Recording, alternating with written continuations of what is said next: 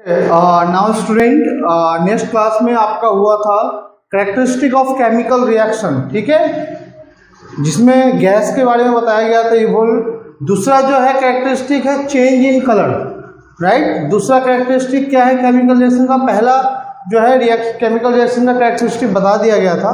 आज दूसरा कैरेक्टरिस्टिक करेंगे और तीसरा करेंगे, फिर बताऊंगा इससे क्वेश्चन किस तरह से आएगा, ठीक है। तो सबसे पहले देख लीजिए चेंज इन कलर, समझ ही गए होंगे, जिसमें क्या है कि chemical reactions are characterised by the change in colour, यानी किसी केमिकल रिएक्शन का एक कैरेक्टरिस्टिक ये भी है कि उसके कलर में क्या होता है, चेंजिंग होता है। कैसे?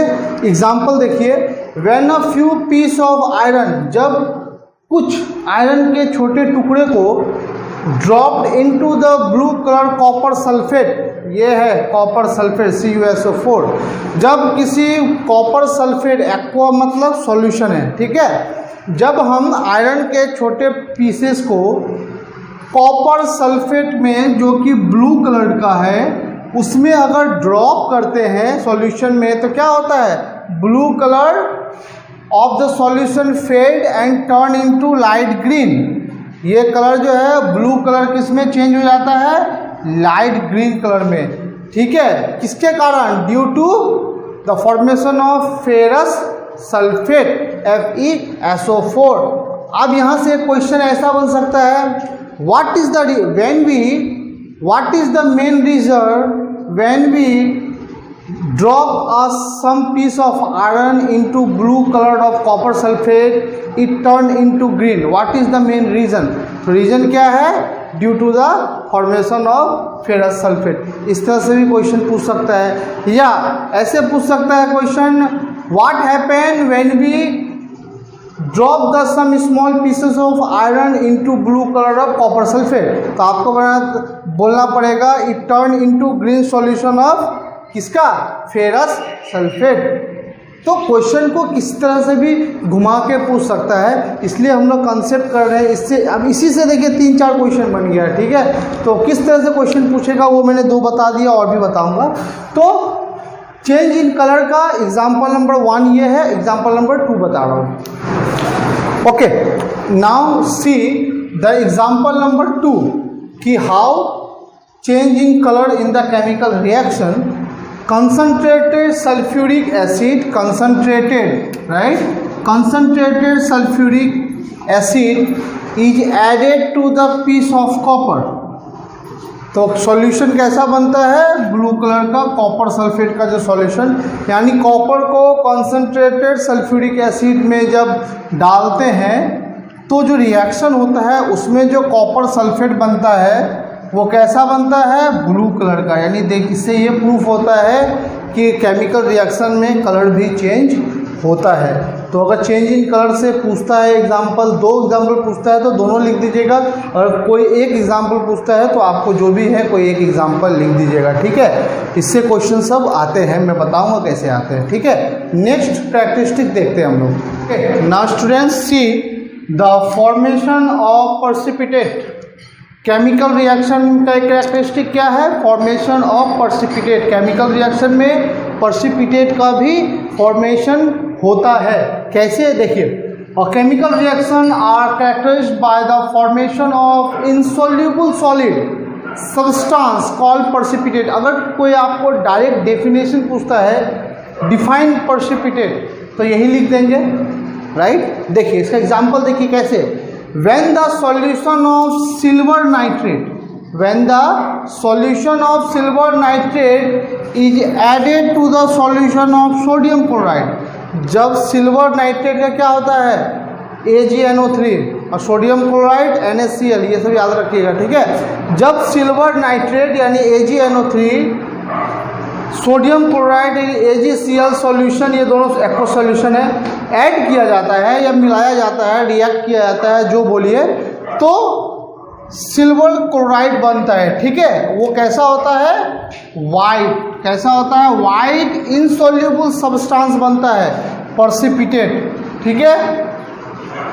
और प्रेसिपिटेट किसको बोलते हैं, formation of insoluble solid substance, मतलब रिएक्शन के बाद प्रोडक्ट जो बनता है उसमें अगर कोई इनसॉल्युबल सॉलिड सब्सटेंस बच जाता है, रह जाता है, निर्माण होता है, तो उसको हम लोग प्रेसिपिटेट बोलते हैं। प्रेसिपिटेट किसको बोलते हैं? वैसा केमिकल रिएक्शन जिसमें रिएक्शन के बाद कोई इनसॉल्युबल, जो सॉल्युबल नहीं हो सकता है, सॉलिड सब्सटेंस बच जाता है, उसे ही हम लोग प्रेसिपिटेट कहते हैं। यानी जब हम लोग सिल्वर नाइट्रेट सॉल्यूशन को सोडियम नाइट्रेट सॉल्यूशन के साथ रिएक्ट कराते हैं तो हमारा क्या बनता है? सोडियम नाइट्रेट सॉल्यूशन बनता है, साथ में एक वाइट कलर का इनसॉल्युबल सॉलिड सब्सटेंस रहता है जो सिल्वर क्लोराइड होता है। वही कैसा प्रेसिपिटेट है? White precipitate. तो ये बहुत इंपॉर्टेंट है, पूछ सकता है what happen when we react the silver nitrate solution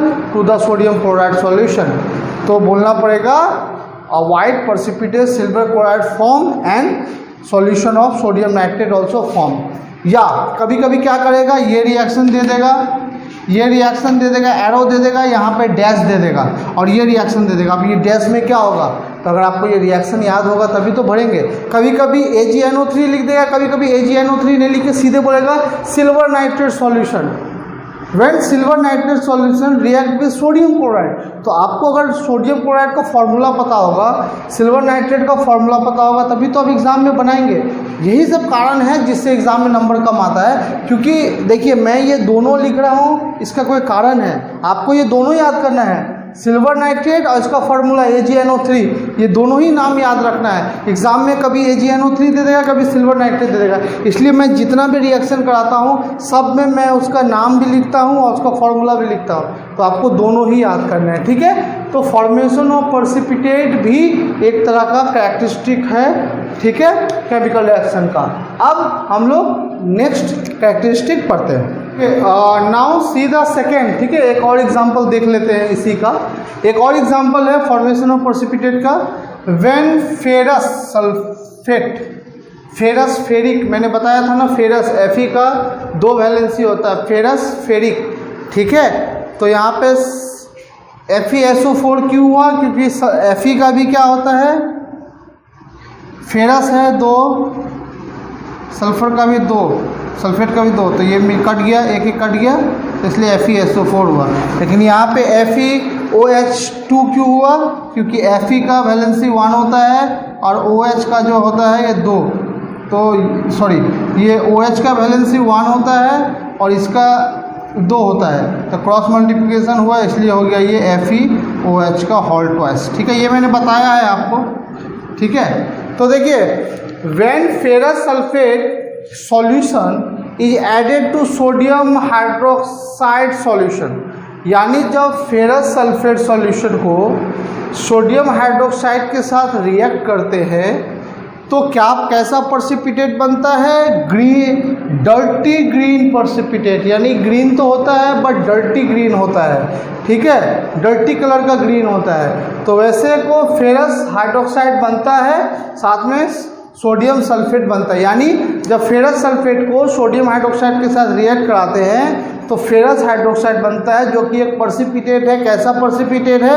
dirty green type का प्रेसिपिटेट है, ठीक है। चलिए हम नेक्स्ट देखते हैं। See the characteristic, last characteristic of chemical reaction, that is the change of state. The reaction might start with gaseous or liquid reactant and end up to the solid product and vice versa। Simple सी बात यह है, जब reaction होता है, जब इसके state में चेंज होता है, स्टेट मतलब सॉलिड से लिक्विड हो जाए, लिक्विड से गैस में बदल जाए, ये उसके स्टेट में चेंज हो गया। जैसे ammonia gas react with hydrogen chloride gas to produce solid ammonium chloride. अब देखिए अमोनिया गैस, ये क्या है? अमोनिया, ठीक है, NH3। अमोनिया गैस जब हाइड्रोजन क्लोराइड गैस के साथ रिएक्ट करता है तो क्या बनता है? Ammonium chloride. ये कैसा होता है? सॉलिड। वाइस वर्सा मतलब अगर इसको ब्रेक करते हैं तो इससे फिर हम लोग अमोनियम गैस और हाइड्रोजन क्लोराइड गैस बना सकते हैं। ये सिंबल का मतलब है कि हम लोग रिएक्टेंट से प्रोडक्ट बना सकते हैं प्रोडक्ट से फिर रिएक्टेंट बना सकते हैं। और इस सिंबल सिर्फ एक एरो का मतलब है कि रिएक्टेंट से प्रोडक्ट तो बन जाएगा पर प्रोडक्ट से फिर रिएक्टेंट नहीं बनेगा। देखिए दूसरा एग्जांपल, जब कार्बन एंड सल्फर को, जो कि दोनों ही क्या है, सॉलिड है, दोनों ही क्या है, सॉलिड है, दोनों ही क्या है, सॉलिड है, जब रिएक्ट करते हैं हीटिंग टुगेदर, एक दूसरे के साथ रिएक्ट करते हैं तो क्या बनता है, कार्बन डाइसल्फाइड, जो कि एक लिक्विड है। तो देखिए स्टेट में चेंज हुआ तो सॉलिड को सॉलिड रिएक्ट हुआ तो लिक्विड में बदल गया, यानी स्टेट चेंज हो गया। देखिए गैस गैस रिएक्ट हुआ और ये सॉलिड बदल गया, यानी स्टेट में चेंज हो, यानी चेंज इन स्टेट भी जो है एक कैरेक्टरिस्टिक है आपका केमिकल रिएक्शन का। अब आपके बुक में देखिए किस तरह से क्वेश्चन पूछता है। देखिए आपका क्वेश्चन नंबर 2 देखिए, define the following term. Chemical change क्या है लिखाया है, केमिकल बॉन्ड क्या है, पर्सिपिटेट क्या है बताया था, इफ्लोरोसेंस क्या है वो भी बताया है। तो इस तरह से क्वेश्चन पूछेगा। अब बोल रहा है, ठीक है, अब देखिए इसी का किस तरह से क्वेश्चन पूछ रहा है। क्वेश्चन नंबर 6 देखिए, write the chemical reaction where the following change are observe, यानी केमिकल रिएक्शन आपको लिख के दिखाना है। गैस इज इवॉल्व, कौन सा है जिसमें गैस इवॉल्व होता है, सबसे फर्स्ट कैरेक्टरिस्टिक बताया था। कलर चेंज, इससे पहले ही बताया, कलर चेंज का क्या केमिकल रिएक्शन लिख देंगे। दूसरा पूछ रहा है पर्सिपिटेट इज फॉर्म, तो पर्सिपिटेट का लिख देंगे। फिर पूछ रहा है physical state is change, physical state is change हो रहा है तो यहाँ से लिख देंगे। तो मतलब क्वेश्चन इसी तरह से पूछता है, ठीक है। उसके बाद बोल रहा है silver nitrate solution is kept in coloured बोतल, यानी क्या बोलता है, गिव रीज़न। अब गिव रीज़न में मैंने जैसे बताया था कि अगर दो रिएक्शन को करते हैं तो जो कलर चेंज होता है वो गिव रीज़न में पूछ सकता है। मतलब ओवरऑल कहने की बात यह है कि जितना मैं लिखा रहा हूँ इतना अगर आप अच्छे से याद कर लेते हैं, दिमाग में समझ के याद कर लेते हैं, तो किसी तरह का भी क्वेश्चन घुमा के पूछेगा, एक भी आपका नहीं छूटेगा, ठीक है। तो आपका कैरेक्टरिस्टिक ऑफ केमिकल रिएक्शन यहाँ पे ख़त्म हो जाता है। अब हम लोग करेंगे टाइप ऑफ, ठीक है, अब हम लोग करेंगे टाइप ऑफ केमिकल रिएक्शन, ठीक है। ये खत्म करके अब हम लोग करेंगे टाइप ऑफ केमिकल रिएक्शन, जो इससे भी ज़्यादा इम्पॉर्टेंट है। और उसमें जो है अगर क्वेश्चन का 80% चांसेस होता है कि अगर इस चैप्टर में से पूछता है तो टाइप से क्वेश्चन पूछता है। इससे भी पूछ सकता है बट इससे भी ज़्यादा इम्पॉर्टेंट वो है क्योंकि उससे ज़्यादा क्वेश्चन आते हैं, ठीक है। चलिए करते हैं। Okay, now students see type of chemical change. Okay, chemical reaction, type of chemical reaction और टाइप ऑफ केमिकल चेंज, ये बहुत इंपॉर्टेंट है, इससे क्वेश्चन बहुत आता है, ठीक है। ये सब जो है direct combination, decomposition reaction, displacement reaction, double decomposition, ये सब से बहुत, इस चैप्टर में अगर क्वेश्चन सबसे ज़्यादा पूछा जाता है तो ये सब टॉपिक से पूछा जाता है, ठीक है। ऐसे क्या पूछेगा किसी को नहीं पता, बट मैक्सिमम जो क्वेश्चन पूछे जाते हैं ये बहुत इंपॉर्टेंट है। तो मैं एक एक करके आपको सबका एक्सप्लेन करूँगा, सब कुछ करूँगा। तो हम लोग सबसे पहले पढ़ेंगे डायरेक्ट कॉम्बिनेशन, ठीक है।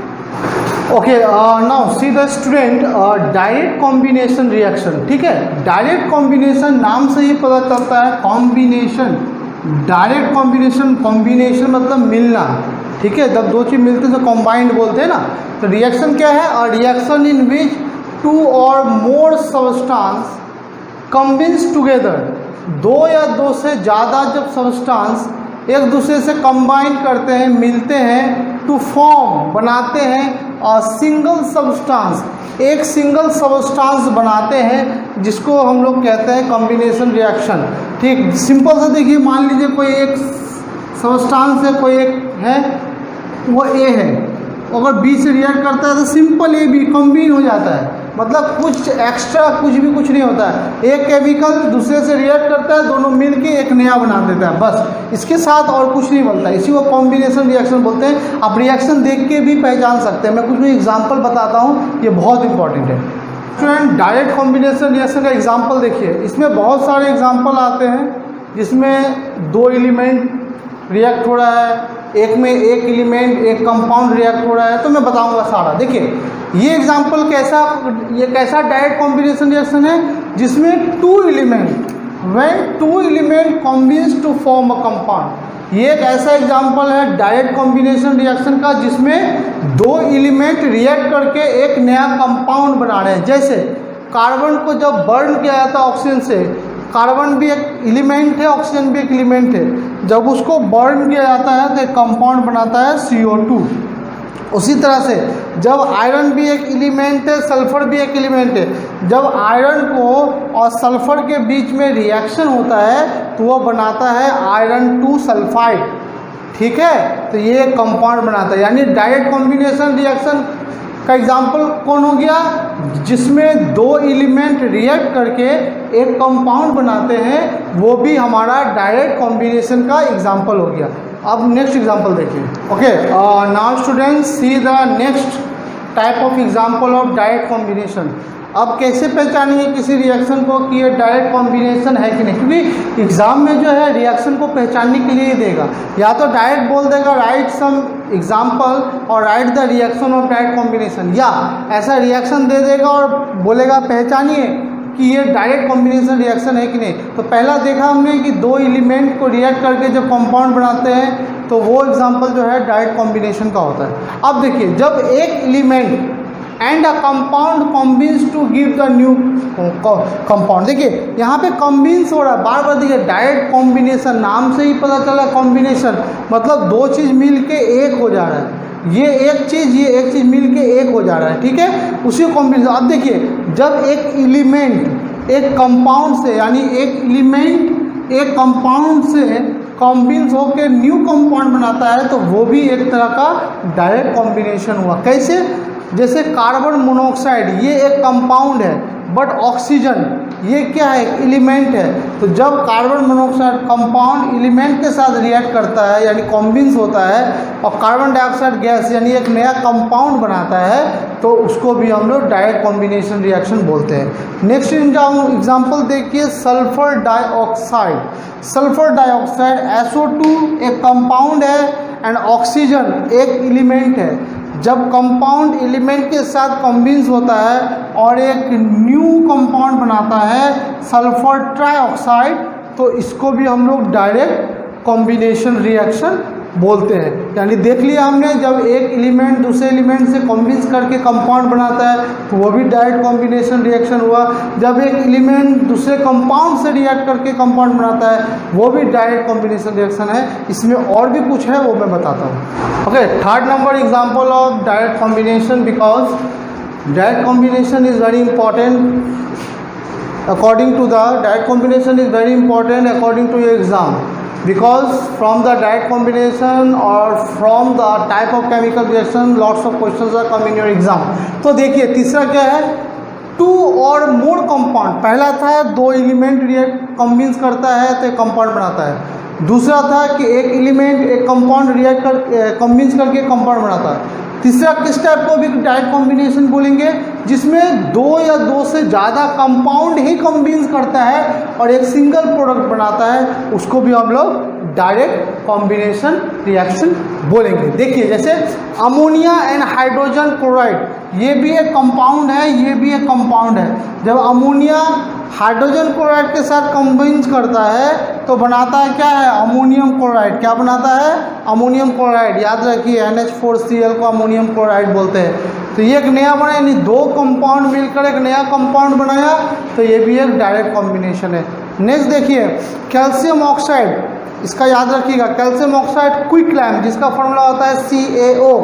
कैल्शियम ऑक्साइड क्विकलाइम जिसका फॉर्मूला होता है CaO। जब कैल्शियम ऑक्साइड यानी क्विकलाइम को वाटर डाला जाता है तो बहुत लार्ज अमाउंट में हीट निकलता है। ये एक तरह का एक्सोथर्मिक रिएक्शन, मतलब ऐसा रिएक्शन जिससे हीट निकलता हो वो एक्सोथर्मिक रिएक्शन होता है। ठीक है, तो जब हम क्विकलाइम में यानी कैल्शियम ऑक्साइड में वाटर डालते हैं तो क्या होता है, कैल्शियम हाइड्रोक्साइड जिसको सेलेक्ट लाइम बोलते हैं CaOH को हल्का से याद रखिए, CaO कैल्शियम ऑक्साइड जिसको क्विक लाइम बोलते हैं और CaOH का होल ट्वाइस कैल्शियम हाइड्रोक्साइड जिसको सेलेक्ट लाइम बोलते हैं। याद रखिए बहुत इंपॉर्टेंट, सेलेक्ट लाइम CaOH का whole twice, quick lime CaO। यानी जब क्विक लाइम यानी कैल्शियम ऑक्साइड को वाटर में डालते हैं तो क्या हीट निकलता है और क्या बनता है, न्यू कंपाउंड कैल्शियम हाइड्रोक्साइड यानी सेलेक्ट लाइम। ठीक है, तो देखिए ज़्यादा लिखाने से सिर्फ नहीं होगा, लिखाने का तो मैं एक दिन में पूरा का पूरा चैप्टर कंप्लीट कर दूँ, बट वैसा लिखा के कोई फ़ायदा नहीं है, सिर्फ लिखने से कोई फ़ायदा नहीं है, आपको याद भी होगा। मैं जितना उतना ही लिखाता हूँ और समझाता हूँ जो आप 1 से 2 दिन के भीतर उसको लिख के याद कर सकें। इसलिए डायरेक्ट कॉम्बिनेशन में इतना ही है। नेक्स्ट कुछ और करेंगे और फिर दूसरा रिएक्शन भी करेंगे। मैं और लिखाऊंगा तो फिर उतना याद नहीं कर पाएंगे 2 दिन में, तो इसलिए ये सब को लिखिए, याद कीजिए, जो समझ में नहीं आता है पूछिए, ठीक है। तो आज के लिए क्लास में इतना ही रखता हूँ और आप सभी को बोलता हूँ बार बार कि होमवर्क कीजिए, जितना भी चीज़ मैं पढ़ाता हूँ उसको लिखिए, लिख के कॉपी में लिखिए, शेयर कीजिए और उसका फ़ोटो खींच के चैट सेक्शन में सबमिट कीजिए, ठीक है। क्योंकि जब तक सबमिट नहीं करेंगे मुझे पता नहीं चलेगा आप होमवर्क कर रहे कि नहीं। और जैसे ही 2 चैप्टर कंप्लीट होगा, मैं बोल दे रहा हूँ, 2 चैप्टर जैसे ही कंप्लीट होगा उसके बाद मैं टेस्ट लेना चालू कर दूँगा। याद रखिए, तो अभी से याद कीजिए, सब कुछ कीजिए। जिसका टेस्ट अच्छा नंबर नहीं आया या जो चीज़ बताया गया है वो अच्छे से नहीं बनाया गया है तो वो टेस्ट कॉपी गार्जियन के पास जाएगा, मैं बोल दे रहा हूँ। तो इसलिए अच्छे से अभी से पढ़िए, जब 2 चैप्टर कंप्लीट होगा हमारा तब मैं टेस्ट सीरीज चालू करूँगा, ठीक है। तो ये सब को लिख लीजिएगा, याद कर लीजिएगा, नेक्स्ट क्लास में कुछ और पढ़ते हैं। ओके, आज के लिए इतना ही।